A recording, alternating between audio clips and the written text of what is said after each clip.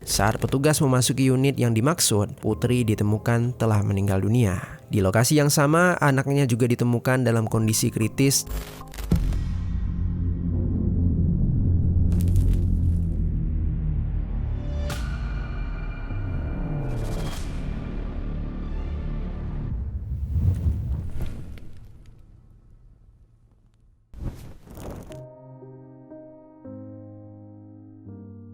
Halo pendengar kisah, selamat datang kembali di channel ini, tempat di mana kita akan membahas kisah-kisah kriminal nyata yang terjadi di seluruh dunia. Kami doakan semoga kalian semua yang menonton video ini dalam keadaan sehat walafiat dan dijauhkan dari mara bahaya.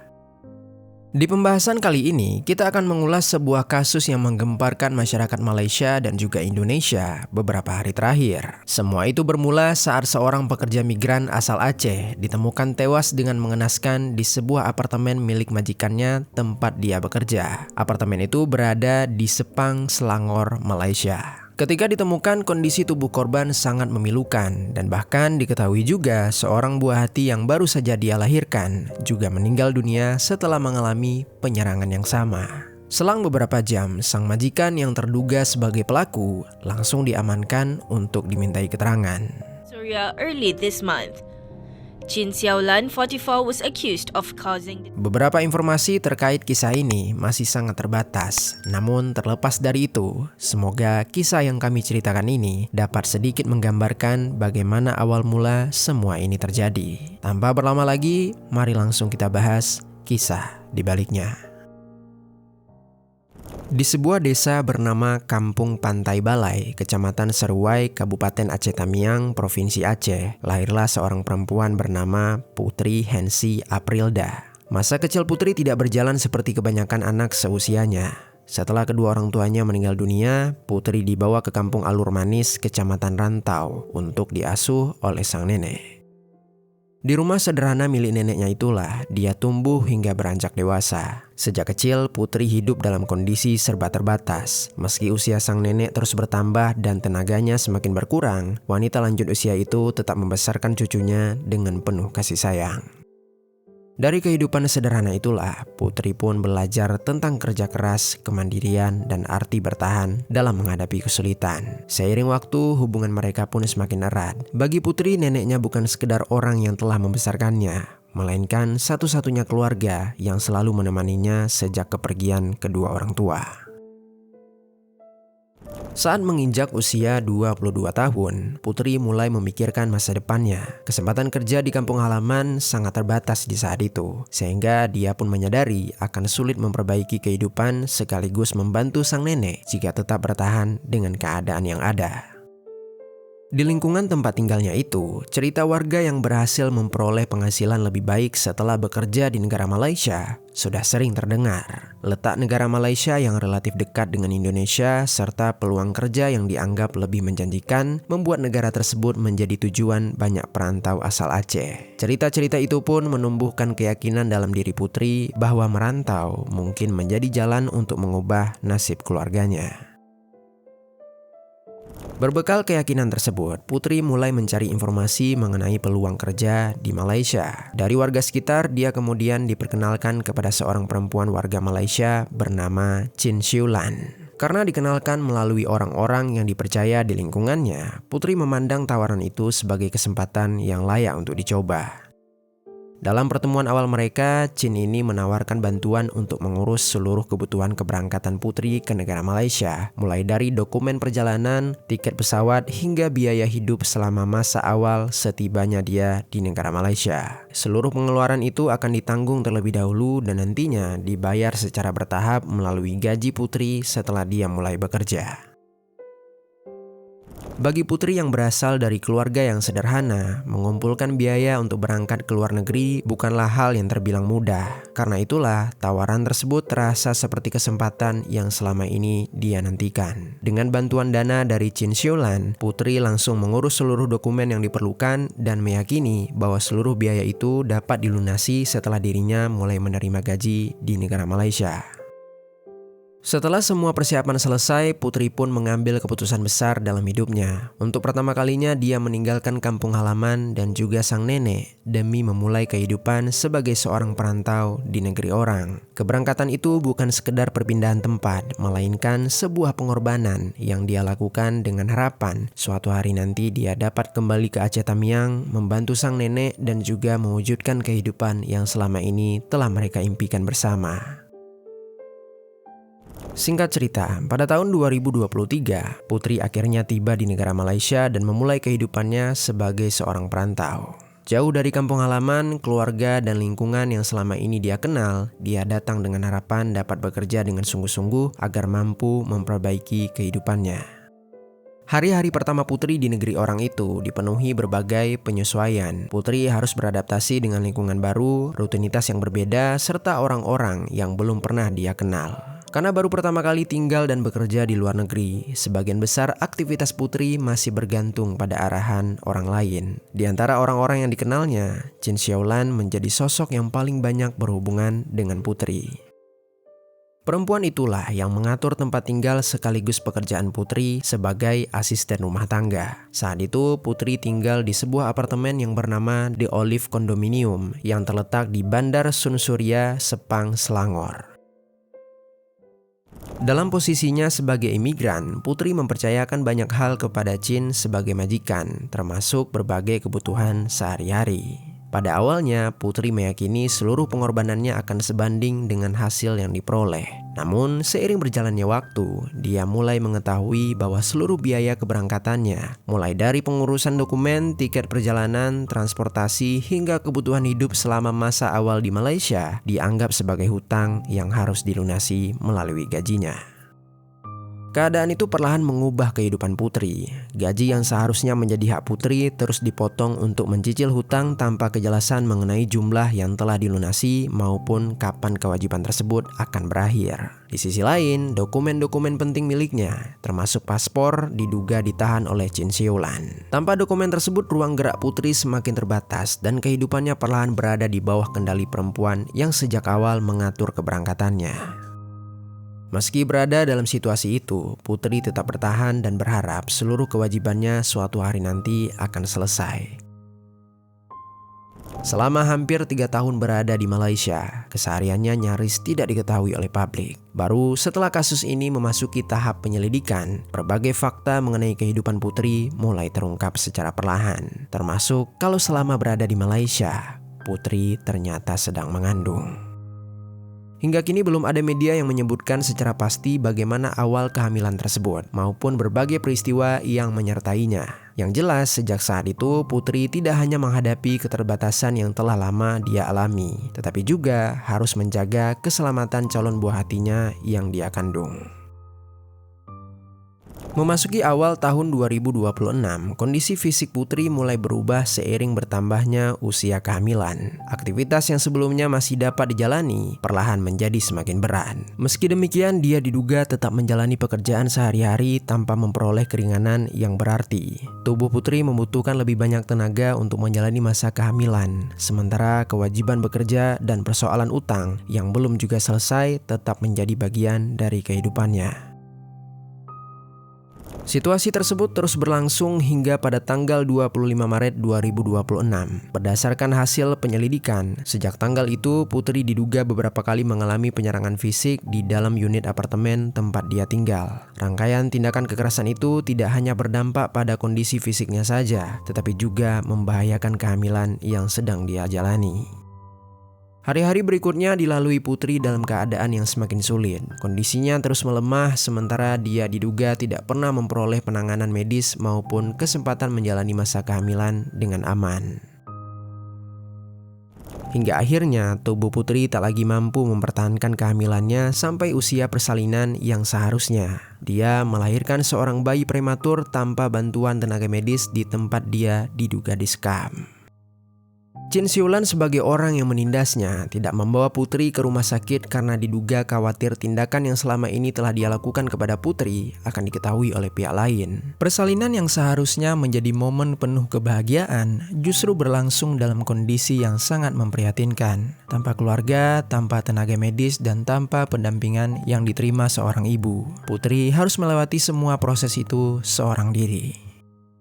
Buah hati yang baru saja dia lahirkan justru berada dalam situasi yang sangat memprihatinkan dan dalam situasi yang jauh dari kata aman untuk tumbuh. Sementara itu, kondisi Putri sendiri yang baru saja melahirkan tidak kunjung membaik. Luka-luka akibat serangan dari majikan membuat tubuhnya semakin menjadi lemah. Masa yang seharusnya menjadi waktu untuk memulihkan diri justru dijalaninya dalam keadaan yang penuh penderitaan. Di tengah kondisi fisik yang belum pulih itu, Putri masih dipaksa untuk bekerja, sementara persoalan utang terus dijadikan alasan untuk menekan dirinya. Buah hati Putri juga tidak memperoleh perawatan sebagaimana mestinya. Selain itu, karena juga mengalami suatu penyerangan, kondisi fisik buah hatinya terus menjadi buruk akibat kurangnya asupan nutrisi. Dalam usia yang baru beberapa hari, buah hati Putri harus mengalami penderitaan yang sama seperti yang dialami oleh ibunya.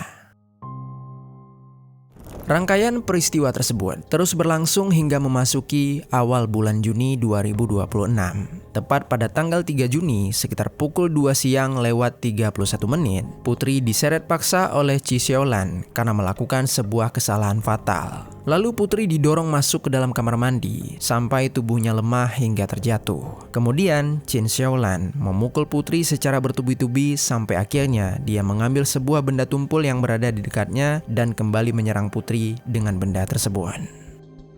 Tindakan yang mengerikan itu semakin membuat Putri menjadi tak berdaya. Tubuhnya yang telah dipenuhi banyak luka, belum lagi luka akibat lahiran yang belum pulih. Hal tersebutlah akhirnya membuat Putri tewas meregang nyawa di saat itu. Di sisi lain, buah hati Putri ternyata di saat itu masih bernafas namun dengan kondisi yang sudah sangat kritis. Lalu akhirnya kejadian yang terakhir ini ternyata sangat menimbulkan keributan yang berbeda dari biasanya. Sehingga semua itu akhirnya terdengar ke beberapa penghuni lain di apartemen tersebut. Karena merasa ada sesuatu yang tidak beres di unit apartemen milik Chin Xiulan, beberapa penghuni lain kemudian melaporkannya kepada pihak manajemen agar dilakukan pemeriksaan. Laporan tersebut segera ditindaklanjuti. Saat petugas memasuki unit yang dimaksud, Putri ditemukan telah meninggal dunia. Di lokasi yang sama, anaknya juga ditemukan dalam kondisi kritis dan segera dilarikan ke Rumah Sakit Tengku Ampuan Rahimah yang berada di wilayah Klang. Meski telah memperoleh perawatan intensif, nyawa buah hati Putri tersebut tidak berhasil diselamatkan. Pihak rumah sakit kemudian menyatakan bahwa anak tersebut meninggal dunia akibat komplikasi luka dalam yang dideritanya. Temuan ini kemudian segera dilaporkan kepada pihak kepolisian di Raja Malaysia, yang mana mereka segera mengamankan tempat kejadian perkara serta memulai suatu penyelidikan. Sejak saat itulah, kasus yang semula berawal dari laporan penghuni apartemen berkembang menjadi penyelidikan besar yang perlahan mengungkap kehidupan Putri selama hampir 3 tahun berada di Malaysia sekaligus hubungan dirinya dengan Chin Xiulan yang merupakan majikannya. Setelah lokasi kejadian diamankan, tim penyidik langsung melakukan olah TKP, mendokumentasi kondisi di dalam unit apartemen, mengumpulkan berbagai barang bukti, serta melakukan pemeriksaan forensik untuk mengungkap rangkaian peristiwa yang menyebabkan Putri Hensi Aprilda meninggal dunia. Berdasarkan hasil penyelidikan tersebut, kepolisian di Raja Malaysia menyatakan telah memperoleh bukti fisik yang sangat kuat atau solid evidence. Meski pihak kepolisian tidak mempublikasikan secara rinci barang bukti yang dimaksudkan, mereka menyebut hasil olah TKP dan juga pemeriksaan forensik sudah cukup untuk mengarahkan penyelidikan kepada satu orang yang berada di lokasi saat peristiwa terjadi, yaitu Chin Xiulan. Seiring penyelidikan berkembang, polisi tidak hanya berupaya mengungkapkan peristiwa yang terjadi pada tanggal 3 Juni 2026, tetapi juga menelusuri hubungan Putri dan majikannya selama hampir 3 tahun sebelumnya. Dari proses tersebutlah akhirnya terungkap kalau Putri ini diduga berangkat ke negara Malaysia melalui jalur non-prosedural, yaitu cara atau proses keberangkatan tenaga kerja ke luar negeri yang tidak melalui jalur resmi, tidak memenuhi persyaratan hukum, dan juga tidak tercatat dalam sistem pemerintah Indonesia. Oleh sebab itulah, sejak awal keberadaan Putri telah dikendalikan oleh Chin Shilan sebagai majikan. Temuan-temuan itu kemudian memperkuat dugaan kalau Putri tidak hanya menjadi korban penganiayaan, tetapi juga telah mengalami eksploitasi selama berada di Malaysia. Dugaan tersebut menjadi dasar bagi penyidik untuk memperluas ruang lingkup penyelidikan sebelum akhirnya menetapkan majikannya sebagai tersangka. Setelah dilakukan penangkapan dan pemeriksaan awal, Kementerian Luar Negeri Indonesia untuk Malaysia menyampaikan suatu statement yang cukup mengejutkan, yang mana mereka mengatakan kalau Chin Siolan ini bukan hanya majikan korban, tetapi dia juga merupakan seorang mucikari. Statement ini membuat sebuah dugaan dari masyarakat yang mana kemungkinan kehamilan Putri berkaitan dengan hal ini. Selain itu, juga ada salah seorang netizen yang membuat sebuah postingan yang lebih menggemparkan. Dia mengatakan kalau Chin Siolan ini juga merupakan buronan selama 4 tahun atas dugaan kasus pembunuhan lainnya. Tetapi meski begitu, sampai saat ini, pihak otoritas Malaysia masih mendalami dugaan-dugaan tersebut. Dan tak lama kemudian, Chin Siolan resmi didakwa berdasarkan Pasal 302 Kitab Undang-Undang Hukum Pidana Malaysia atas dugaan pembunuhan terhadap Putri Hensi Aprilda. Dalam perkara yang sama, dia juga didakwa berdasarkan Pasal 31 Ayat 1 huruf A Akta Kanak-Kanak 2001 atas dugaan penganiayaan terhadap buah hati Putri. Perkara tersebut kemudian dibawa ke hadapan Magistrat Khairatul Anwar Madjani untuk menjalani proses persidangan. Dalam sidang perdana, tersangka hadir di hadapan pengadilan dan menyatakan memahami seluruh dakwaan yang dibacakan kepadanya. Namun pada tahap itu belum dicatat adanya pengakuan bersalah maupun penolakan atas dakwaan karena proses persidangan masih berada pada tahap awal. Majelis kemudian menetapkan sidang lanjutan yang akan dilaksanakan pada tanggal 21 Juli 2026. Agenda persidangan berikutnya difokuskan pada penyerahan dokumen pembuktian oleh Jaksa Penuntut Raya yang bernama V. Luvita sebagai bagian dari proses hukum sebelum perkara memasuki tahap pemeriksaan lebih lanjut. Seiring proses hukum berlangsung, Kedutaan Besar Republik Indonesia yang ada di Kuala Lumpur turut berkoordinasi dengan otoritas Malaysia untuk memantau perkembangan perkara sekaligus memberi pendampingan terhadap penanganan korban. Selain berkomunikasi dengan pihak kepolisian Malaysia, KBRI juga terus berkoordinasi dengan keluarga Putri yang ada di Aceh mengenai perkembangan kasus serta proses pemulangan jenazah ke Indonesia. Hingga saat video ini dibuat, proses hukum terhadap tersangka masih berlangsung. Berbagai fakta yang akan terungkap dalam persidangan nantinya akan menjadi dasar bagi pengadilan dalam menilai seluruh rangkaian peristiwa yang menyebabkan Putri Hensi Aprilda dan juga buah hatinya kehilangan nyawa. 3 tahun sebelumnya, Putri Hensi Aprilda meninggalkan Aceh Tamiang dengan harapan dapat mengubah kehidupan keluarga. Demi mewujudkan impian tersebut, dia rela merantau ke negeri orang dan meninggalkan sang nenek yang telah membesarkannya sejak kecil. Namun, kepulangan yang selama ini diimpikan tidak pernah terwujud. Setelah proses identifikasi dan juga penyelidikan awal di Malaysia selesai, perhatian kemudian beralih pada upaya membawa Putri pulang ke tanah air. Proses pemulangan jenazah membutuhkan biaya yang tidak sedikit. KBRI di Kuala Lumpur terus berkoordinasi dengan otoritas Malaysia dan juga keluarga korban. Di saat yang sama, anggota DPD RI asal Aceh yang bernama Haji Uma turut menjembatani komunikasi dengan keluarga, berkoordinasi dengan berbagai pihak, serta menggalang dukungan agar jenazah Putri dapat dipulangkan ke Aceh. Komunitas masyarakat Aceh di Malaysia juga memberikan bantuan hingga seluruh proses akhirnya dapat terlaksanakan. Berkat kerjasama berbagai pihak, jenazah Putri tiba di kampung halaman dan dimakamkan di tengah keluarga. Sementara itu, buah hatinya dimakamkan di Malaysia setelah dinyatakan meninggal dunia saat menjalani perawatan di Rumah Sakit Tengku Ampuan Rahimah. Ibu dan anak itu akhirnya beristirahat di 2 negara yang berbeda, meninggalkan duka yang mendalam bagi keluarga yang ditinggalkan. Kisah Putri Hensi Aprilda ini menjadi pengingat bahwa di balik setiap pekerja migran Indonesia, terdapat seseorang yang membawa harapan, tanggung jawab, dan impian bagi keluarga. Putri berangkat ke Malaysia dengan keyakinan bahwa kerja kerasnya akan membawa kehidupan yang lebih baik untuk keluarganya. Namun, takdir berkata lain, yang kembali ke Aceh bukanlah Putri yang membawa hasil perjuangannya, melainkan jenazahnya sendiri. Mari sama-sama kita doakan, semoga putri dan bayinya mendapatkan tempat terbaik di sisi Allah Subhanahu wa Ta'ala, serta keluarga yang ditinggalkan diberikan ketabahan menghadapi kehilangan yang begitu besar ini. Sekian kisah hari ini, mudah-mudahan ada pelajaran baik yang dapat kita ambil. Sampai jumpa di pembahasan berikutnya.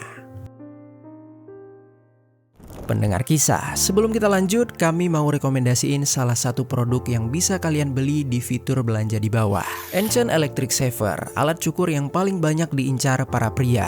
Dengan ukurannya yang mini bikin gampang untuk dibawa kemana-mana. Desain cukurnya juga sudah memiliki teknologi ultra thin serta double ring. Dapat mengikuti bentuk wajah, sehingga mudah diaplikasikan ke bagian yang sulit dijangkau. Bagian kepala dari alat ini bisa langsung dicopot karena memakai magnet dan sudah waterproof juga. Jadi aman jika langsung dicuci pakai air. Kalau kalian tertarik dengan produk ini, langsung klik link yang ada di bawah.